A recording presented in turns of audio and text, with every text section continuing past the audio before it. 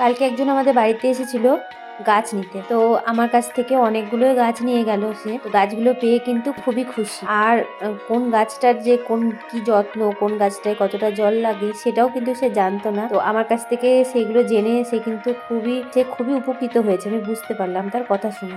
সে আমাকে বলল যে প্রায় গাছই নাকি তার মরে যাচ্ছে। তো আমি তখন তাকে বললাম যে গাছে যেরকম জল লাগবে সেই বুঝে জল দিতে।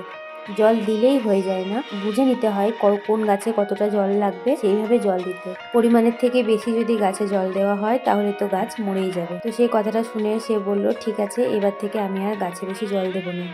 গাছে জল দিয়ে দিয়েই আমার গাছগুলো সব মরে যাচ্ছে। কেউ যদি আমার কাছে নিজে থেকে গাছ চাইতে আসে তাহলে কিন্তু আমি তাদেরকে গাছ দিই। আর কাউকে কিন্তু আমি জোর করে গাছ দিই না, কারণ জোর করে কোনো কিছু দিলে সেই জিনিসের কিন্তু কোনোই মূল্য থাকে না। আর গাছ হলো আমার কাছে আমার সন্তানের মতো। আমি তাদেরকে নিজের হাতে বড় করি, নিজের হাতে যত্ন করি। তো সেই গাছ আমি কখনোই কাউকে জোর করে দিই না। কেউ যদি চাই তবে কিন্তু তাকে দিই। কালকে বর বাজার থেকে অনেকগুলো বরবটি নিয়ে এসেছিলো। তো সেখান থেকেই অল্প কিছু বরবটি আজকে বাটা করব। বরবটি বাটা আমি কোনোদিন এর আগে করিনি, তবে আজকে একটু করব, দেখব খেতে কেমন লাগে। যদি ভালো লাগে তো পরের বার আবার করব। তো গুগল থেকে বরবটি বাটার রেসিপিটা আমি দেখে নিয়েছিলাম, সেইভাবেই করার চেষ্টা করলাম। আর আজকে মা আছে বাড়িতে, তো সব সবজি মাছ সব কিন্তু মা কেটে বেছে ধুয়ে রেখে দিয়েছিল। তো আমি রান্নাটা বসিয়ে দিলাম। আজকে বর বাজার থেকে তো বাটা মাছ নিয়ে এসছে।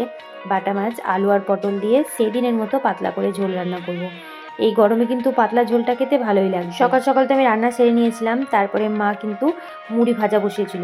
আমরা কিন্তু এখনও ঘরে মুড়ি ভেজে সেই মুড়িগুলো খাই। তো তোমরা কারা কারা ঘরে মুড়ি ভাজা খাও আমাকে কিন্তু কমেন্টে জানাবে।